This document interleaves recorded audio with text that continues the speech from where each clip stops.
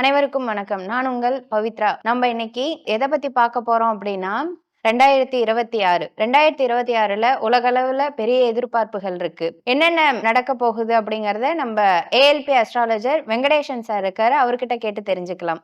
வணக்கம் சார். வணக்கம்மா, அனைவருக்கும் வணக்கம். இந்த வாய்ப்பை தந்த ஐயா புதுவுடைமூர்த்தி ஐயா அவருக்கு இந்த தருணத்தில் பெரிய நன்றியை தெரிவிச்சுக்கிறேன். ஸோ ஜென்ரலாக இந்த 2026க்கு ஜோதிட ரீதியாகவே நிறைய பேர் பலன் சொல்லுவாங்க. நம்ம இந்த வாட்டி என்ன பார்க்க போறோம்னா எண் கணிதல் ரீதியாக பார்க்க போறோம். ஒவ்வொரு எண்ணுக்கும் எல்லா கிரகங்களும் அடக்கம். 1ங்கிறது சூரியன் குறிக்கும், 2ங்கிறது சந்திரன் குறிக்கும், 3ங்கிறது குரு குறிக்கும், 4ங்கிறது ராகு குறிக்கும், 5ங்கிறது புதனை குறிக்கும், 6ங்கிறது சுக்கிரனை குறிக்கும், 7ங்கிறது கேது குறிக்கும், 8ங்கிறது சனி பகவானை குறிக்கும், 9ங்கிறது நம்ம செவ்வாய் பகவானை குறிக்கும். இப்போ 2026 2 + 0 + 2 + 6 கூட்டிங்கன்னா 10 வரும்.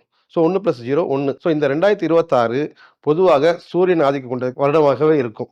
ஓகே சார், பொதுவான பலன் சொல்லிட்டீங்க. இப்போ 2026ல எலெக்ஷன் வரப்போகுது. இந்த எண்கள் அரசியல் பண்றவங்களுக்கும் ஒத்து போகுமா? எப்படி இருக்கும்? கண்டிப்பாக பெரிய பாதிப்பு இருக்கும். கண்டிப்பாக நவகிரகங்களும் எண்ணுக்குள்ள அடக்கம்னு சொல்லிட்டேன். ஸோ இந்த 2026 நம்ம தமிழ்நாடை பொறுத்த வரையும் பெரிய அரசியலுக்கான எதிர்பார்ப்பு இருக்குன்னா இருக்கு. ஏன்னா ஆளும் கட்சியாக தெரிஞ்சு எதிர்கட்சியாக இருந்தது புதுசாக ஒரு கட்சி தொடங்கியிருந்தாலும் சரி, எதிர்பார்ப்புனா மக்கள் மத்தியிலும் இருக்கு, அரசியல்வாதி மத்தியிலும் இருக்கு.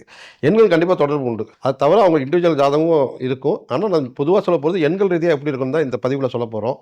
இப்போ குறிப்பாக 1ஆம் தேதி பிறந்தவங்களாம் சூரியன் ஆதிக்கம் சொல்லிட்டு ஆல்ரெடி எண் 1, 10, 19, 28ல பிறந்தவங்க எண் 1 குறிக்கும். சூரியன் தான். ஸோ ஆண்டும் சூரியனாக இருக்குது, அவங்களும் சூரியன் இருக்காங்க. இந்த வந்து அவங்க நினைச்ச காரியங்கள் நடக்கும். குறிப்பாக இந்த ஆண்டு நம்ம சொல்ல போனால் தமிழக முதல்வர் மு.க. ஸ்டாலினுக்கு ரொம்ப சிறப்பான ஆண்டாக இருக்க போது சொல்லிட்டேன். அதே எண்ணில் பிறந்தவர் ஜி.கே. வாசன். அவர் எடுக்கிற முடிவும் இந்த ஆண்டு குறிப்பாக ஒரு நல்ல முடிவாக இருக்கும். எந்த கட்சியில் கூட்டணி சேர போகிறாரு, அவர் கூட்டணிக்கு கொஞ்சம் வலு சேர்க்கிற அணியாக இருக்கும். அவருக்கு இந்த ஆண்டு சாதகமாக இருக்கணும், கண்டிப்பாக சாதகம் இருக்கும்.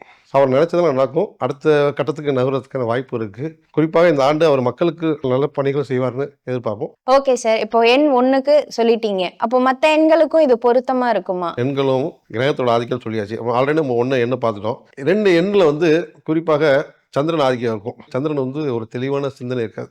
இன்னைக்கு ஒரு முடிவு எடுப்பாங்க, நாளைக்கு ஒரு முடிவு எடுப்பாங்க. சூரியன் வந்தால் சந்திரன் ஆட்டோமேட்டிக் மறைஞ்சிட்டு சொல்லுவாங்கல்ல, அதனால சந்திரனோட ஆதிக்கம் கண்டிப்பாக இருக்காது இந்த ஆண்டு. ஆனால் அவங்களுக்கு குழப்பமான மனநிலையிலே இருப்பாங்க. அடுத்தது எண் 3.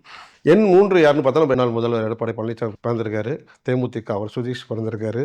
மற்றும் தமிழக ஆளுநர் ஆர்.என். ரவி பிறந்திருக்காரு. எண் 3ங்கிறது குரு. அவங்களுக்கு ஷார்ப்பான திங்கிங் கண்டிப்பாக இருக்கும். பட் சூரியன் இணைகிறப்போ இவங்களோட டாமினேஷன் கொஞ்சம் குறையும். அந்த அளவுக்கு வாய்ஸ் ரைஸ் ஆகாது.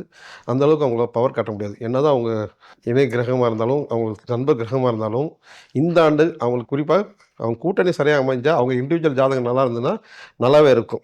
ஆனால் குறிப்பாக நம்ம சூரியனோட டாமினேஷன் இருக்கும், சூரியனோட ஆக்குபேஷன் தான் மேலே தான் இருக்கும். அதான் எண் 3க்கு.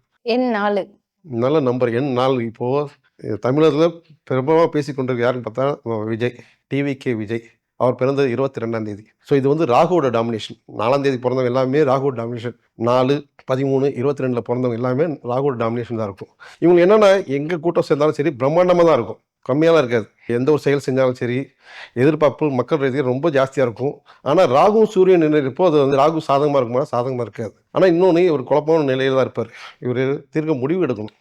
நல்ல முடிவு எடுத்து நல்ல கூட்டணி அமைச்சா கண்டிப்பாக வெற்றி வாய்ப்பு இருக்குது. ஆனால் வாய்ப்பு இல்லைன்னு சொல்ல முடியாது. ஆனால் ராகு சூரியன் நினைப்போ இவருக்கு சாதகமாக இருக்காது. ஆனால் இவர் அடிக்கடி நிறைய பிரச்சனைகளை சமாளிக்க வேண்டிய ஆண்டாக தான் இருக்கும். ஸோ இவர் தைரியமாக இருந்தால் அடுத்த கட்டத்துக்கு நகர்ந்து போகலாம். Okay sir. எண் 5 எப்படி சார் இருக்கும்?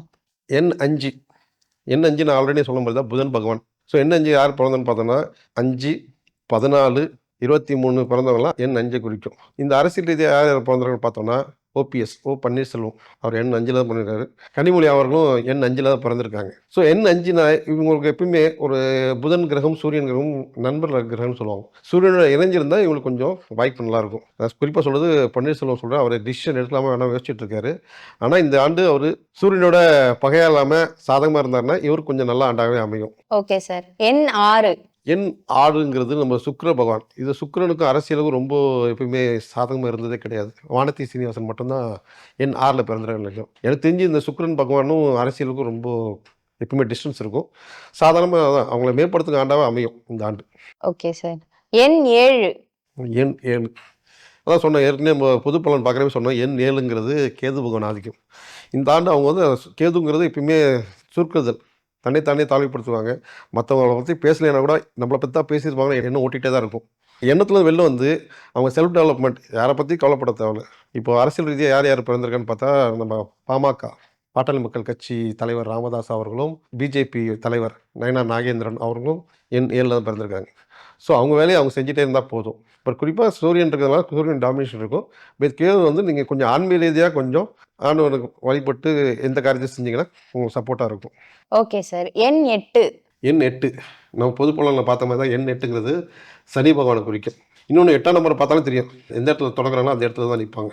இது அரசியல் ரீதியாக யார் பிறந்திருக்குன்னு பார்த்தா நம்ம சீமான் அவர்கள் பிறந்திருக்காரு, மோடி அவர்கள் பிறந்திருக்காங்க, மற்ற சில தலைவர்களாக பிறந்திருக்காங்க. மோடிக்கு பொறுத்தவரையும் இந்த 2026 எலெக்ஷனுக்கு அவருக்கு பெருசாக கான்சன்ட்ரேட் பண்ண போகிறதில்ல. தமிழ்நாட்டை பொறுத்தவரையும் அவர் எந்த நிலையில் ஆரம்பித்தாரோ அந்த நிலையில் இருக்க போகுது.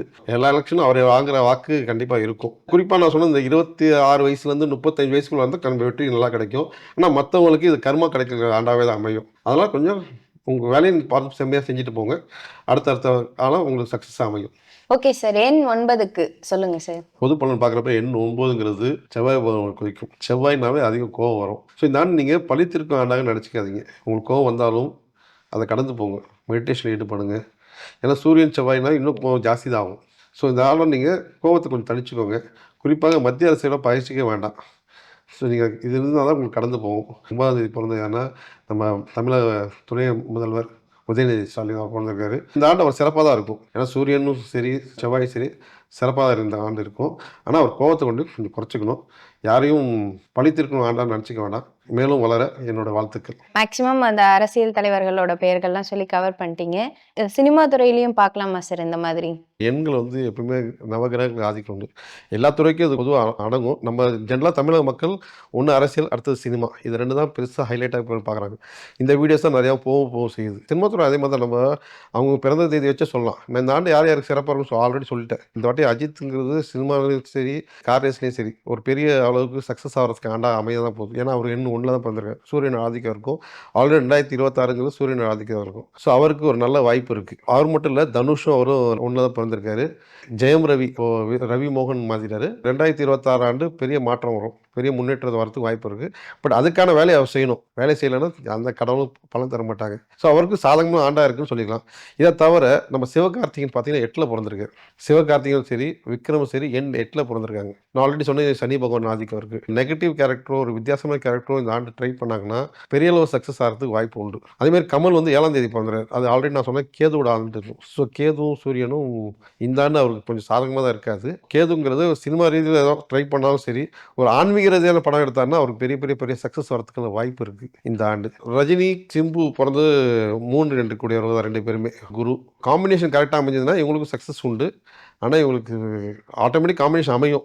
குரு சூரியன் இருக்கிறதுனால சூரியனோட சப்போர்ட் கண்டிப்பாக இருக்கும் இவங்களுக்கு. ஸோ இவங்களுக்கும் ஓரளவுக்கு படம் ஓடுறதுக்கான வாய்ப்பு இருக்குது. குறிப்பாக சிம்புவுக்கு வந்து இவரோட ஆதிக்கத்தை வெளில காட்டக்கூடாது. இவர் கொஞ்சம் அடங்கி போனாலே இந்த படம் நல்லா ஓடும். நான் இல்லை டாமினேட் தான் பண்ணுவேன் அப்படின்னு தான். இப்போ அட்லீஸ்ட் ஒரு படத்தில் டபுள் ஹீரோ இல்லை ட்ரிபிள் ஹீரோ இருக்க சப்ஜெக்ட் எடுத்துக்கிட்டாருன்னா இந்த ஆண்டு நல்ல படம் அமைகிறதுக்கு வாய்ப்பு உண்டு.